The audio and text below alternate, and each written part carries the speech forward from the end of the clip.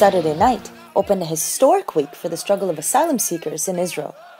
Following last week's Freedom March, where hundreds of asylum seekers defied Israel's imprisonment policy and walked out of the open-air prison the government built for them this year, this week their movement announced a 3-day worker strike.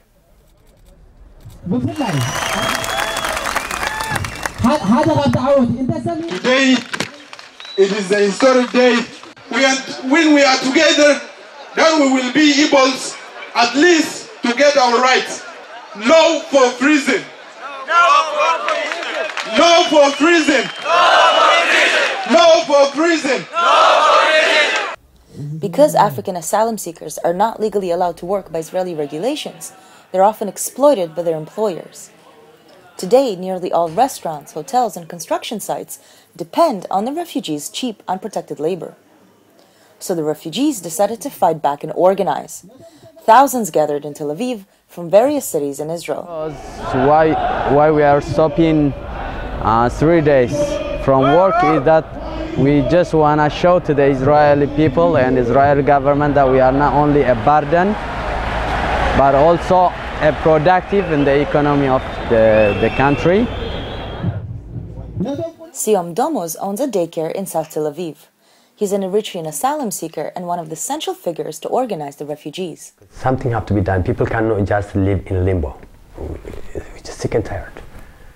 You know, like this is we are just to that point when it's like, okay, you know, you want to deport me, do it. You know, you want to put me in camp, we'll do it. Don't just do it and don't do it. You know, something has to be done. That's where the people are now. Something has to be done. What did you think of the meeting? I was surprised. I was surprised because I was expecting 500 people. That's what I was expecting. And how many were there? Probably about 2,000, I would say, if not more. I would say 2,000. And I was saying, like, I was expecting 500 people because this is a meeting that was going to talk about, what about what's going to happen tomorrow. Tomorrow I'm expecting minimum at least 5,000, 7,000 people. But to the astonishment of many, not 5 but 25,000 refugees showed up at Rabin Square the next morning, nearly half of the refugees in the country.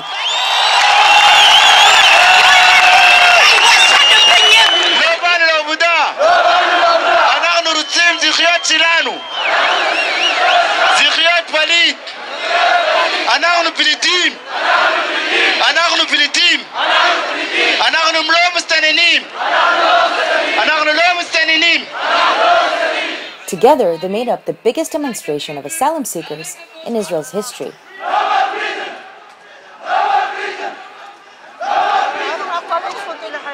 Yonatan Gel is the director of Amnesty International Israel. Well, until now, refugees had temporary visas that were given for periods that were initially a year, then 6 months, and they're gradually being reduced. Now, most of the visas, if they are issued at all, they're issued for a month at a time, and at the end of which each individual is required to go to the ministry and ask that that visa be extended. And that is a very convenient way for the ministry to start putting people in jail. So either an individual is unable to get a new visa, and then if stopped by immigration on the street, they are without visa and therefore being taken to the detention center. Or when it expires, they go to the ministry, and if they are able to get in line at all, then they're given a visa for 1 more month and told that at the end of which they're required to report to the detention center. And our feeling is that they will continue doing this until the detention center is full. So why not round up all of the refugees and put them in the prison? Well, right now they are indeed rounding up as many refugees as they can and putting them in prison. They're not calling it prison. They're conveniently calling it open detention center. It's in the middle of the desert. It requires people to check in 3 times a day, so it is in effect a jail. They're just not calling it that. They feel that they found this nice workaround. The following day, refugees once again gathered in Levinsky Park and organized 9 simultaneous demonstrations at embassies throughout Tel Aviv.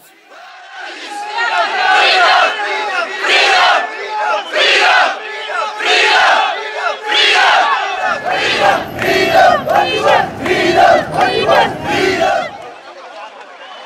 Israel decided to deport the Eritreans, what would happen?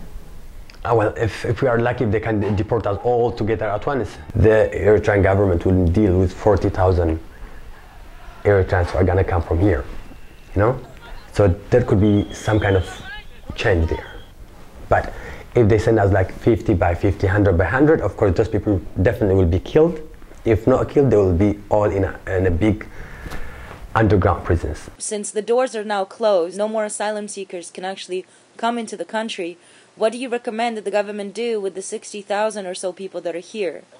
We want the rights that are dictated by both the refugee treaty as well as other human rights treaties to be applied to the community of 60,000 people who live here. That means the right to adequate housing, adequate work, nutrition, health services, social services. These people need to be taken care of. Right now the situation is that whenever someone came across the Egyptian border, they were given a one-way ticket to South Tel Aviv, which is a very poor neighborhood, and created a concentration of refugees living in that area, which then creates a lot of tension with the residents of that area. We are seeing no proactive work on the side of the government to create adequate solutions for people to live, to work, and in the other way access food and the other means that they need. Check it out, see who is a refugee, give him his or her rights, and see who you would think, but according to the international law, you know, and see who is a migrant worker, give him a work permit or deport him. That's. Why do you think Israel is not doing that?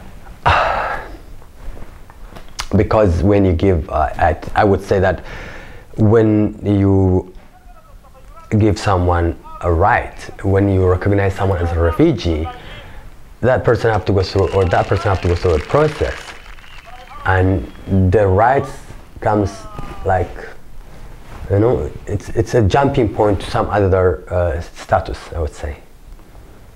In the second part of the story, Siom Domos speaks about the conditions under the Eritrean dictatorship that set hundreds of thousands to seek asylum abroad, including in Israel.